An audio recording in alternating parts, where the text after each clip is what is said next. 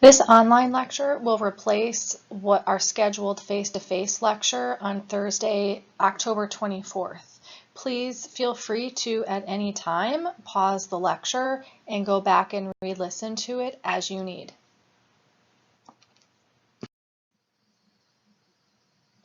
All right, in the last class, we went over polynomial inequalities, and we found that finding the x-intercepts was a big deal, kind of important.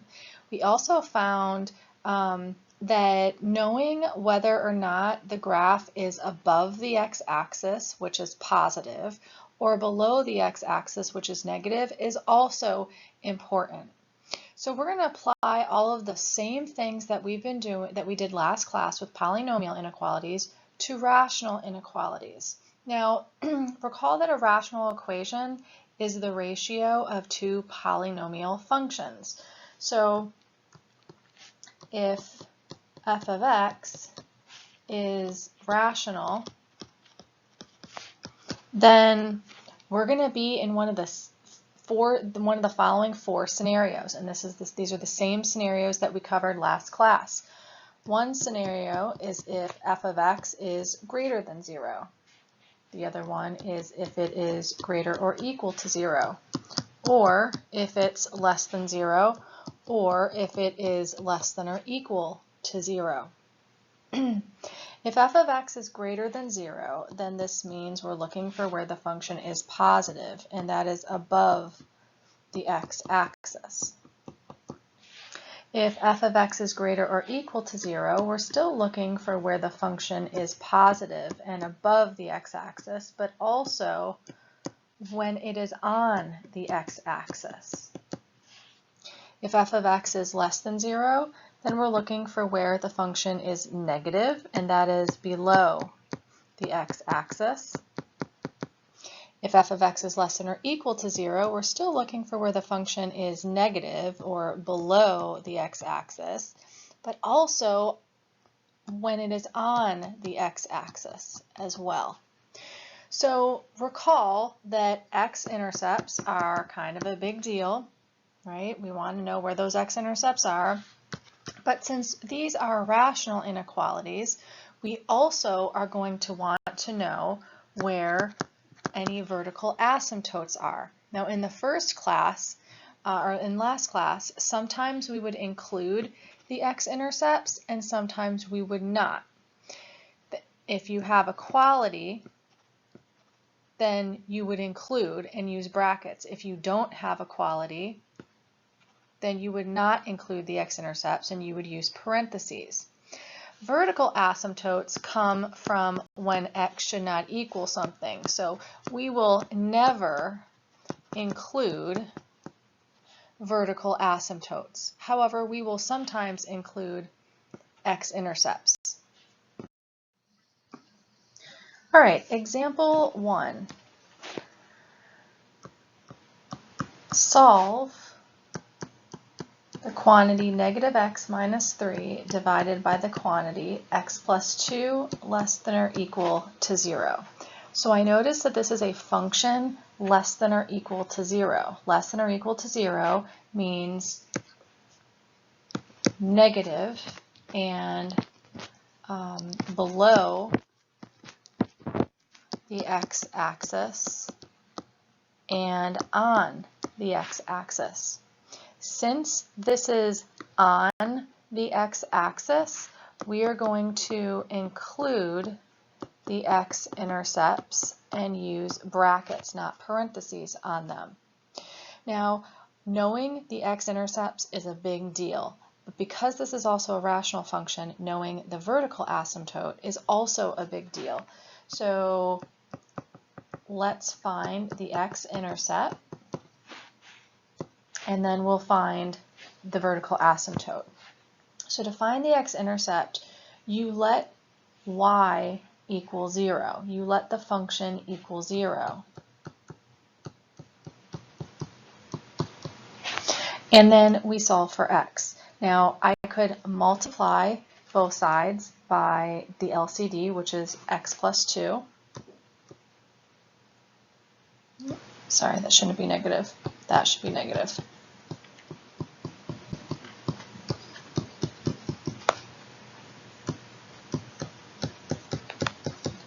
So I've multiplied both sides by the LCD x plus 2, the denominator, and on the left side it simplifies. Same thing on the right. Remember, this is the same as setting the numerator equal to 0.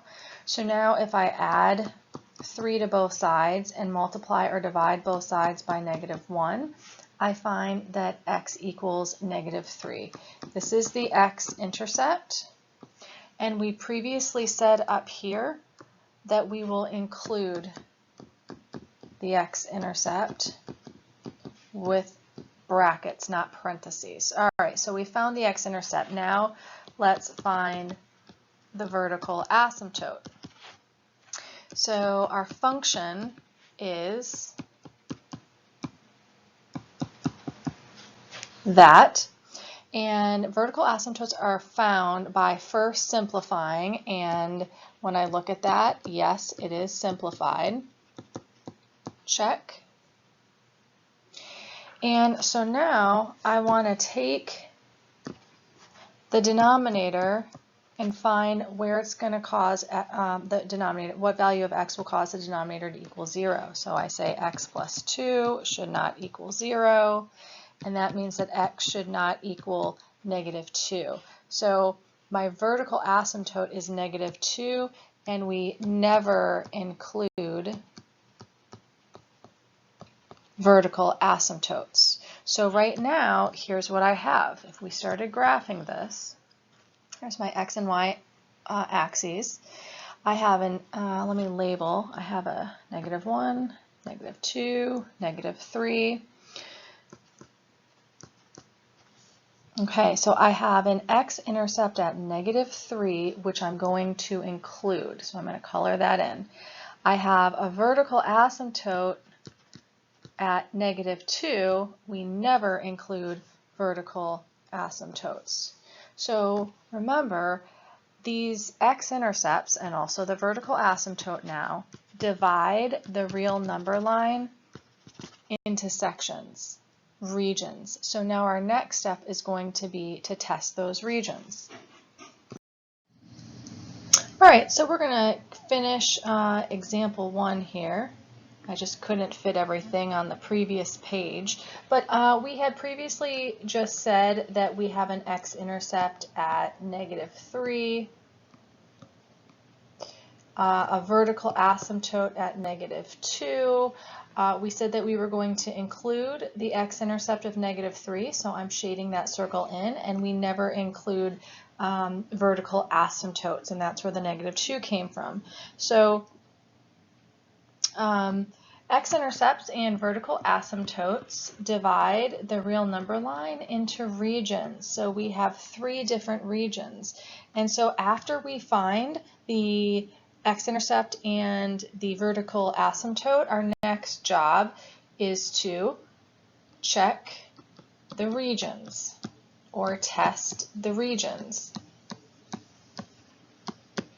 And I want to remind you that the original function was this.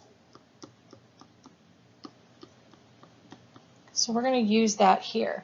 So we want to know in which region, in which of the 3 regions on the left, is this function f of x positive, and in which regions is it going to be negative, less than 0. So if I look on the left-hand side, the first region starts at -infinity and goes up to -3.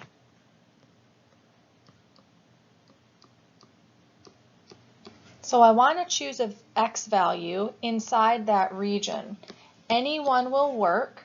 I'm going to choose -4. So I'm going to let x equal -4, and I'm going to find y.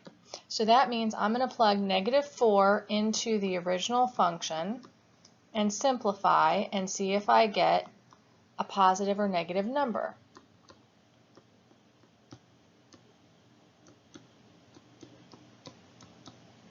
I get -1/2, which is negative. So I know that when x is -4, y is negative. It's below the x-axis, Therefore, all points in this region will also be negative and below the x-axis. So now let's work on the next region.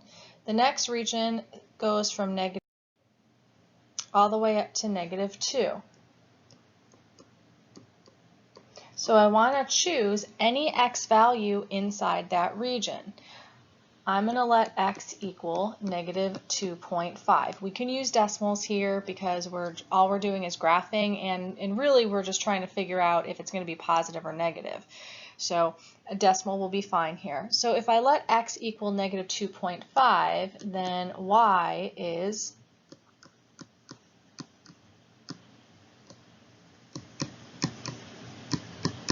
that. I'm sorry, I forgot the -3 in the numerator. So I'm going to simplify.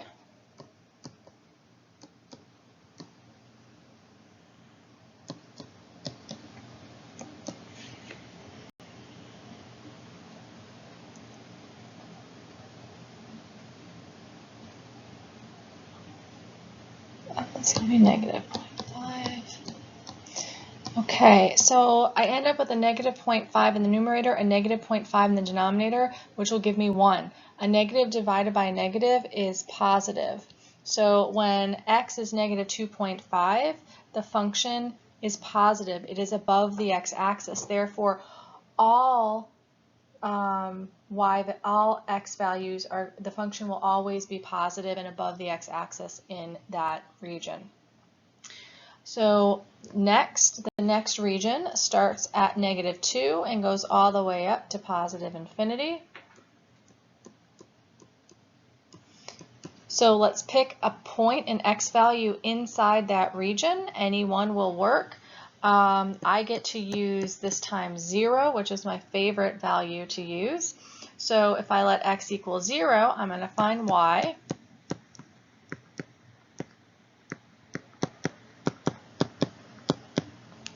And a negative divided by positive, so -3 divided by +2 is going to be negative. So when x is 0, the function is negative below the x-axis. Therefore, all points inside that region will be negative and below the x-axis. So what we were looking for, if you look back at the original rational inequality that we were given, we were trying to find where this function f of x is less than or equal to 0. Where is it negative and where is it on the x-axis? So it's negative inside that region and that region. And because we have equality, and we had already said we are going to include the x-intercept, but we will not include never the vertical asymptote. So I'm going to write the final answer. So I go -infinity up to -3. -3 was the x-intercept, and we said we were going to include it. So I'm going to use a bracket there. Union. So the next region is -2 to positive infinity. -2 is a vertical asymptote, and we never include vertical asymptotes. So that is my final answer. All right, example number 2. We are going to solve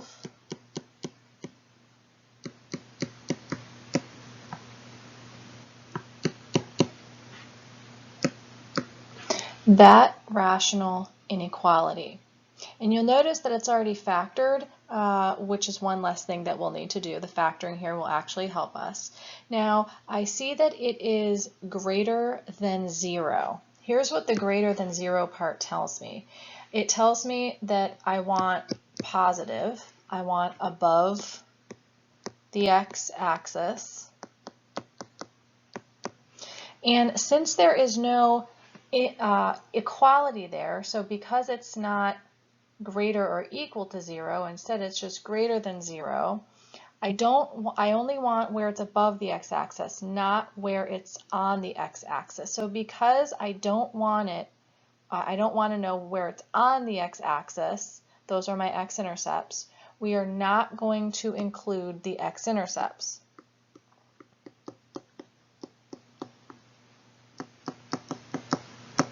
So So that means we're going to use parentheses on our x-intercepts in this problem.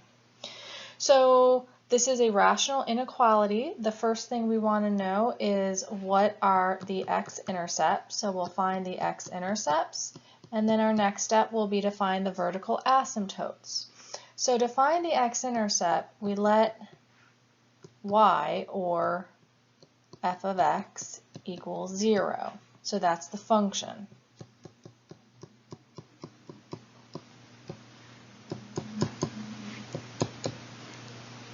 And I am going to solve that for x. So I am going to multiply both sides by the LCD, which is x minus 3, the quantity x minus 3.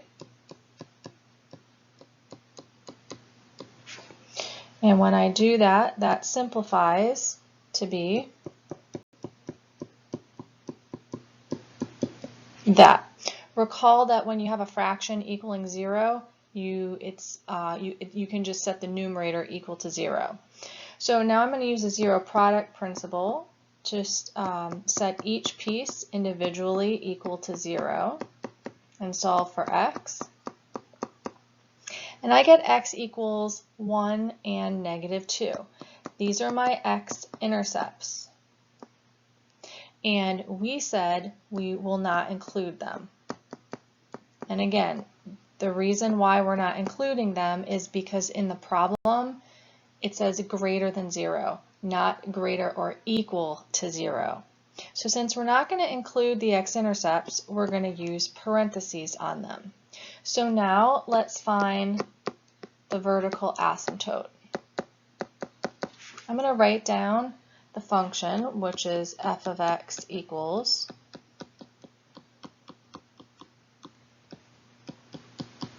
that. And to find the vertical asymptote, we want to look for the values of x that will cause the denominator to go to 0 after simplifying. And when I look at this function, nothing will cancel. That means that it is simplified. Check. So since it's simplified, I can go in and start looking at where the denominator, what values of x will make the denominator equal to 0. So I have minus 3 should not equal 0, therefore x should not equal +3. Now, this is the vertical asymptote. This is where the vertical asymptote is going to be, and we never include the vertical asymptote. All right, so here's what we have so far. Let's graph what we have.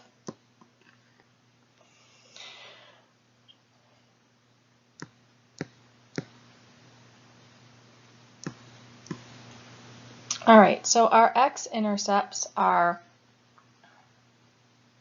1 and -2. And we said we are not going to include those x-intercepts, so I am not going to shade those in. We have a vertical asymptote at 3, and we never include vertical asymptotes, so we are never going to shade them. So next, we'll work on checking the region. All right, so again, we're going to finish example 2. I couldn't fit it all on the previous page, so we're going to have to start back here. But we were graphing, and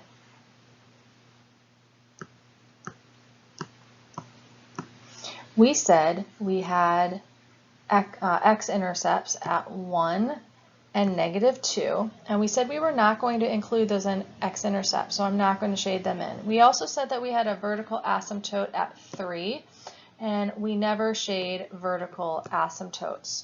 So vertical asymptotes and x-intercepts divide the real number line into regions.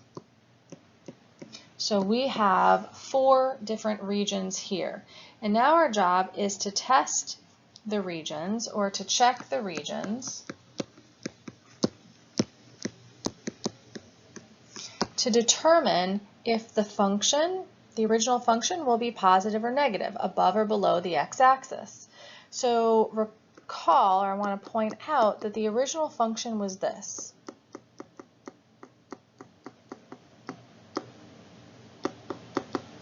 So that's what we're going to use when we test our regions. So if I look at the left, the first region starts at negative infinity and goes up to negative 2.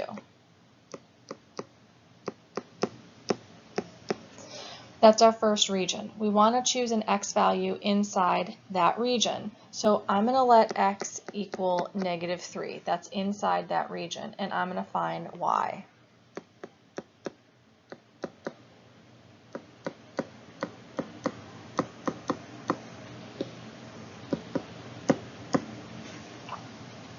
When I plug negative 3 into the function, that's what it looks like. So now I'm going to start simplifying. And again, I don't care so much to what this number is going to be, so much as I care that it's going to be positive or negative. So in the numerator, I have a negative times negative, negative 4 times negative 1, which is going to be positive.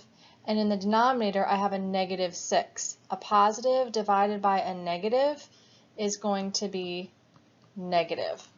So I know that when x is negative 3, the function is negative. Therefore, all points inside this region will be negative and below the x-axis. So now let's work on the second region. The second region goes from negative 2 to 1.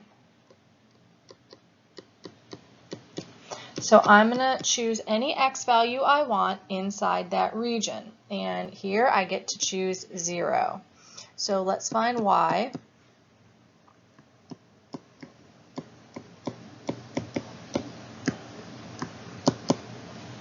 So when I let x equal 0 and plug it into the function, that's what I get. I'm going to simplify. And I don't care so much as to what the number is, I just care if it's going to be positive or negative. A negative 1 times 2 gives me a negative quantity, and then a negative 3 in the numerator, that's a negative number. So I have a negative divided by a negative, that is a positive. So when x is 0, the function is positive above the x-axis. Therefore, all points in that region will be positive and above the x-axis. Let's look at the next region. That region is from 1 to 3.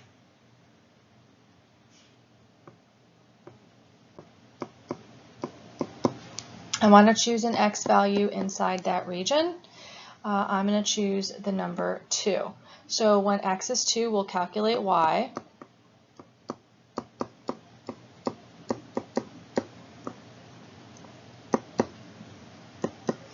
So when I let x equal 2 and plug it into the function, that's what I get. So now I'm going to simplify. And again, I'm looking to see if this y value is going to be positive or negative. So I have 1 times 4 is a positive number, negative 1 is a negative number, a positive divided by negative is negative. So when x is 2, y is negative, below the x-axis. Therefore, all points in that region will be negative and below the x-axis. All right, let's get our last region. The last region starts at 3 and goes to positive infinity.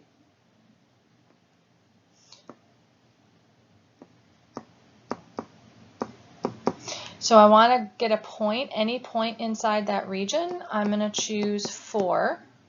So now if x is 4, let's find y. Let's see if it's positive or negative.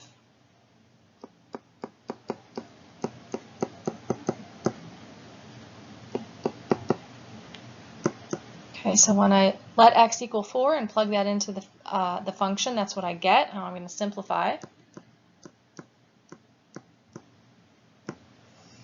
So everything's positive. A positive divided by a positive is a positive. So when x is 4, the function is positive above the x-axis. Therefore, all points in that region will be positive and above the x-axis. All right, if we look back at the original problem, we were told to find where this function is greater, just strictly greater than 0. So that means we want positive. Well, our positives are here and here.